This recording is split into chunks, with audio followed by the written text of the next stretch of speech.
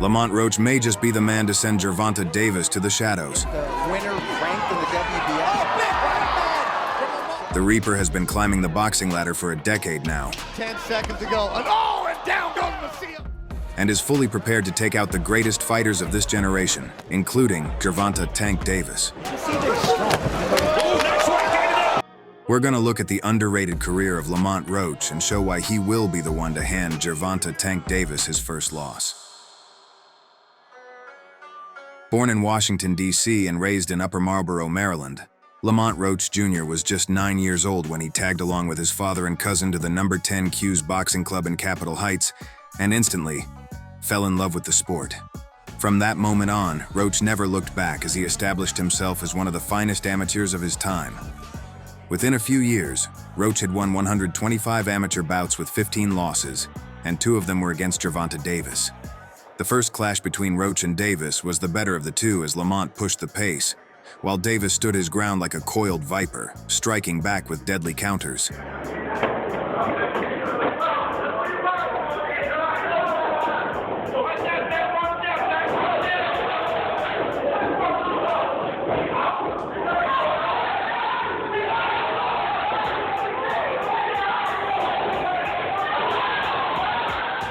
Davis found himself pressed against the ropes, yet he remained the puppet master, pulling the strings from the back foot.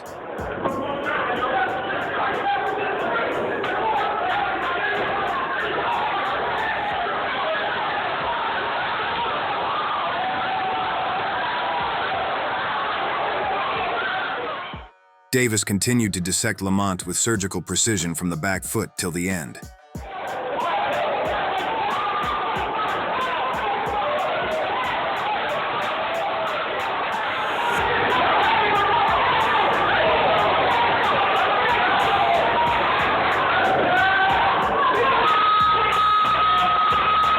And after a 3-round war, Davis was declared the winner by a comfortable margin.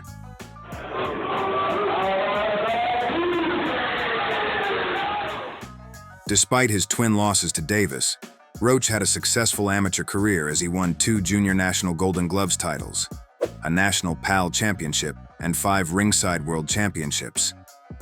In 2013, Roach claimed the USA Boxing Youth National and National Golden Gloves Championships at 132 pounds, earning a bronze medal at the Klitschko Brothers Tournament in Ukraine, and being crowned USA Boxing's Outstanding Boxer of the Year. By 2014, Roach had outgrown the amateur circuit and knew that it was time to turn up the heat and let the professionals feel the fire. From 2014 to 2016, Roach blazed through the professional boxing scene like a man on a mission, racking up 11 straight wins to leave matchmakers with no choice but to throw a real challenge his way. That challenge was the battle-tested Mario Antonio Macias. Mario Macias!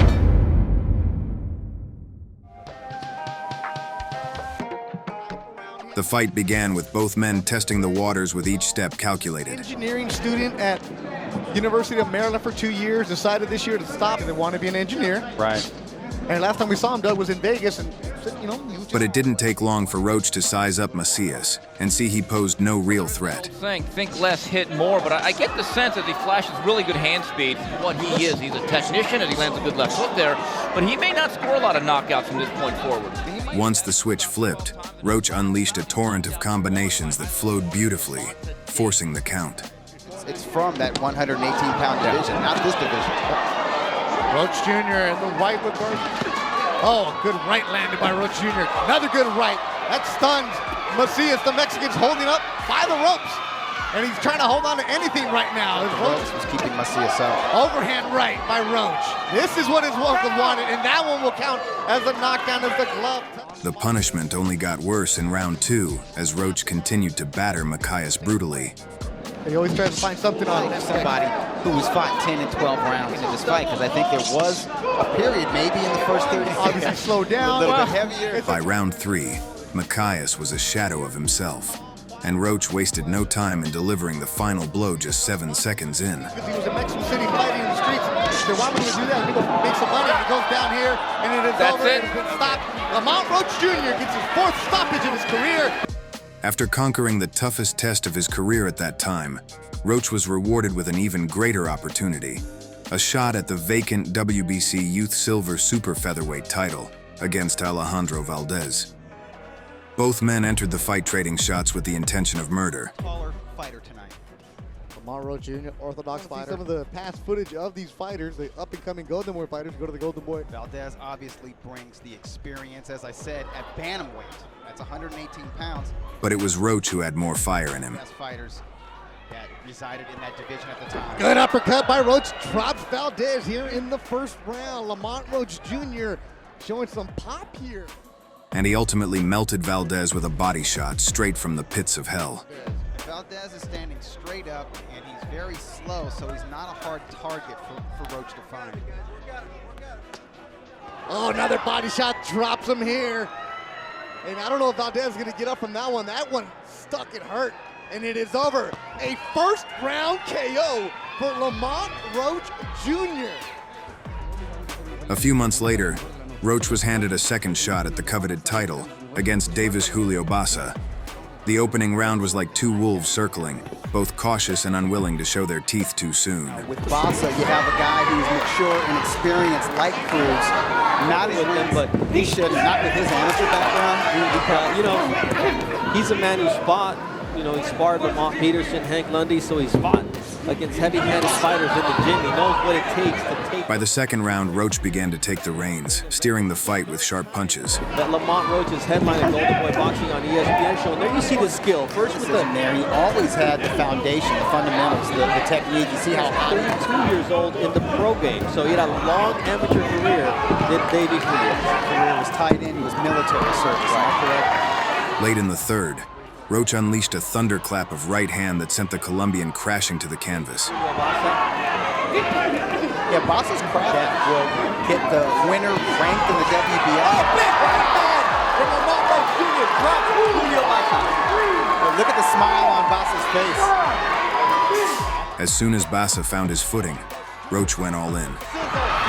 Tonight, big left hand from Lamont Roach Jr. as he has Julio Bassa once again in trouble. He's loading up with every shot. His legs are wobbling once again, that big right hand. And Julio Bassa Jr. is looking for one shot to keep Lamont Roach Jr. off of him. This isn't Roach the technician. This is Roach the fighter. This is what we want to see.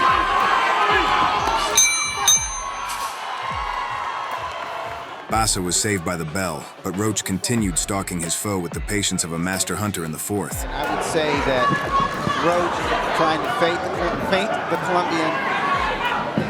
Maybe that open that right once again and tries to connect to the... Roach danced on the outside with elegance, while Bassa seemed stuck in a fog, unable to muster the fire to press forward. It changes the angle of attack, but Right, because their front feet meet each other.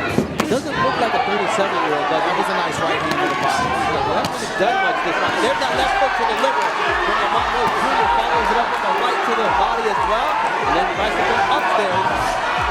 Roach painted the first 6 rounds with strokes of dominance, leaving Bassa in so much pain and agony that he decided to quit after round 6. Drop his guard for a second against Bassa to survive and say, hey, I went the distance. His character, he was willing to travel all the way to Japan to face the favorite fighter. Nice combination punches from Roach, and then he just...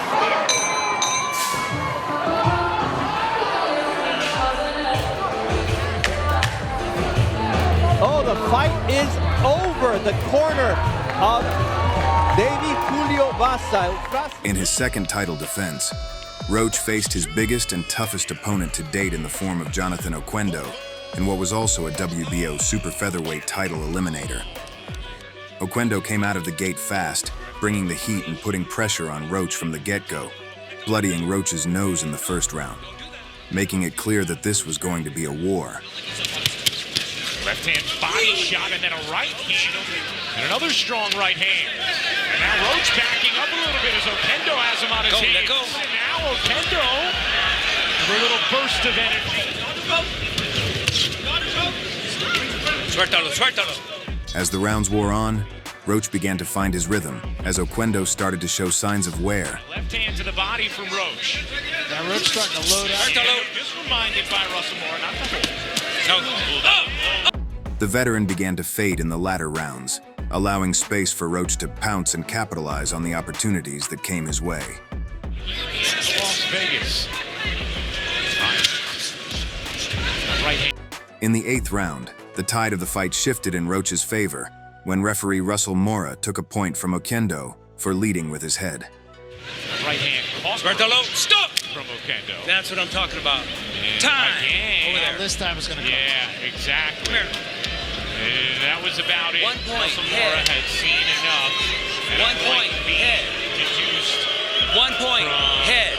Mira. Though Oquendo's gas tank was on red alert, he continued to march forward like a hungry tiger searching for prey. pleasing to the eye. No, exactly. Needs to do in this fight. His corner seems to imply that. I don't Lock him, believe so. unlock him. Trying to just whack away at Oquendo, and finally a strong flurry. Your head up. Come on, dig there. Trying to work that body up close. This combination. Roach took control of the final rounds, and ultimately, it was his younger energy that made the difference. And when it's it, Left, right landed.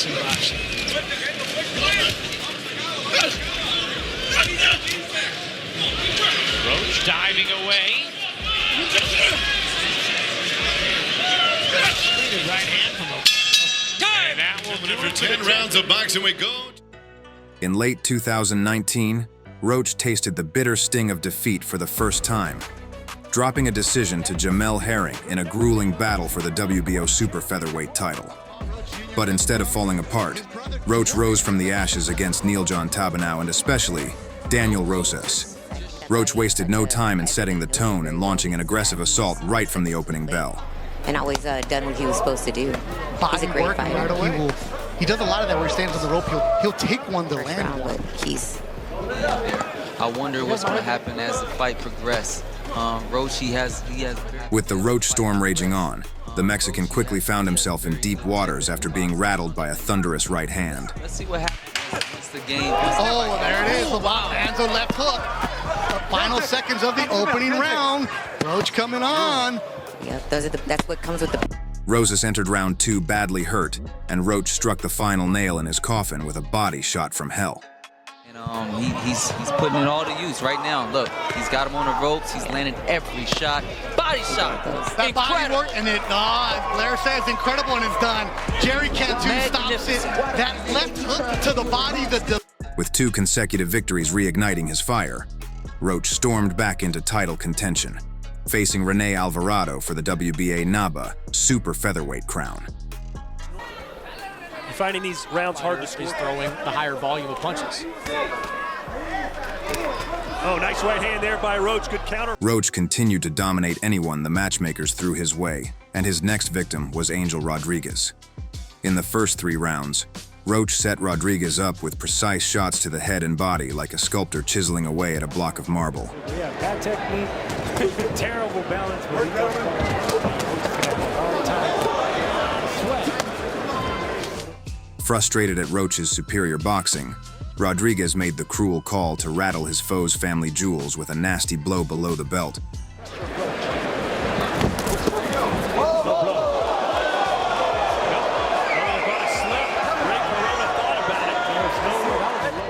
Roach took his time to recover, but when the action resumed, he came in like a wrecking ball running downhill, ready to crush anything in his path.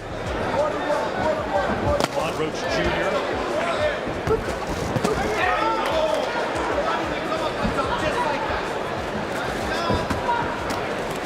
Hey, mano. Roach then made Rodriguez do the chicken dance with a crushing right hand. You can see they're strong. Oh, nice right hand to that buckled Rodriguez, the Colombian, in some serious trouble. Roach told us he was going to stop him. This could be his moment here in the 5th. That was the exact shot Lamont Roach was waiting for. Been applying the pressure, waiting for the opportunity. Though Rodriguez managed to recover, Roach was now in the driver's seat, and he slammed his foot all the way down on the gas pedal. Short left jab just to close the distance.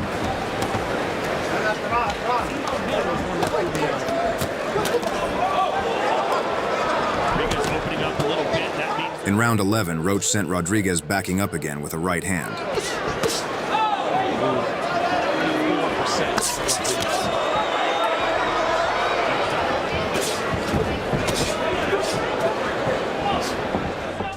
By the end of the 12th round, it was clear that Roach had done enough to cruise to victory. This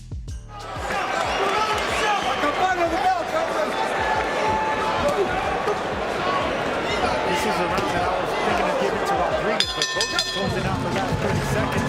Unanimous decision, Lamont Roach Jr. No surprise there. With another dominant performance, Roach claimed his 23rd win out of 25 fights, proving yet again that he's a force to be reckoned with. Another win later, Roach shot for the stars when he beat Hector Luis Garcia to win the WBA super featherweight title, which he first put on the line against Feargal McCrory. Roach entered the ring like a storm gathering strength, and it didn't take long for him to grip McCrory in his fury. When I hit him, I hurt him. Good right down low, perfect shot against the southpaw. Oh! He slapped Taggart early. To counter Roach's threat, McCrory turned his focus to the champ's body as he pounded away at his breadbasket. Definitely his hands. He gets And this is the excitement Lamont Roach Jr. told us about. He said, I'm not going to find this guy. The second round saw McCrory double down on his body assault, but Roach opted for some good old cuddles to stop him.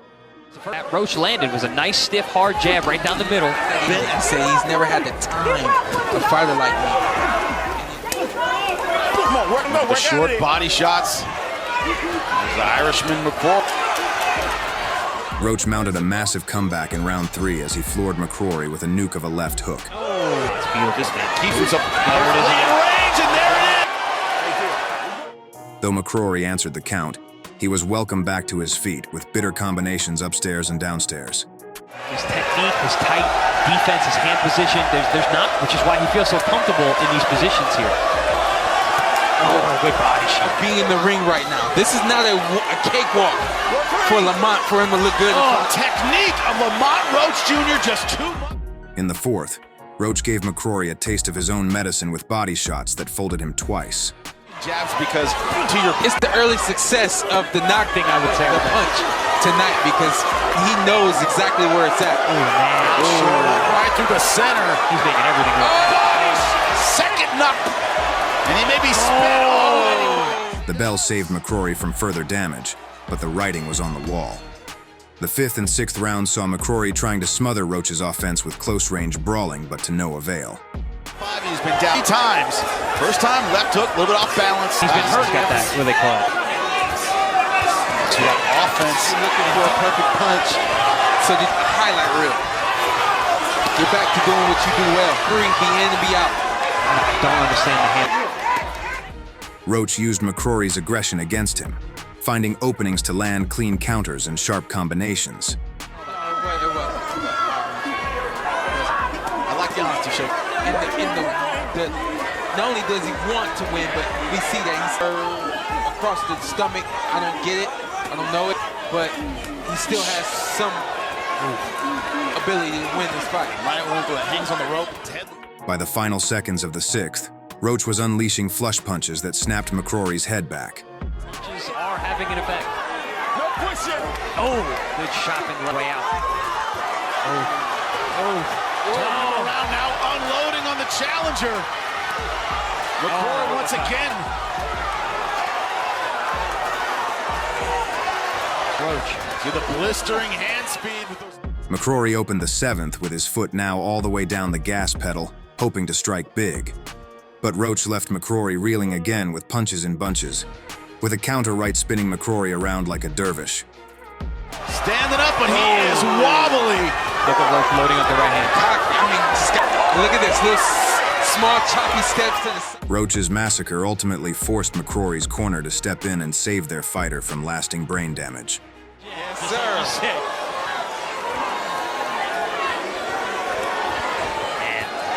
How much can McCrory take?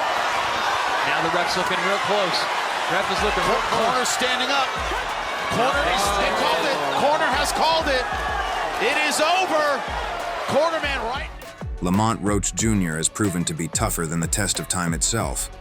But the toughest challenge of his career lies ahead, and it is none other than the tiny battle tank, Gervonta Davis, who has this bad habit of chewing up and spitting out opponents.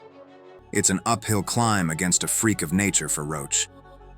Can he pull off the upset? He absolutely can. But will he? Only time will tell. Who do you think will come out on top in the upcoming clash between Lamont Roach and Gervonta Davis? Let us know your thoughts in the comments below. If you enjoyed the video, make sure to hit that subscribe button and turn on the notifications so you never miss an update. Thanks for watching, and we'll catch you in the next one.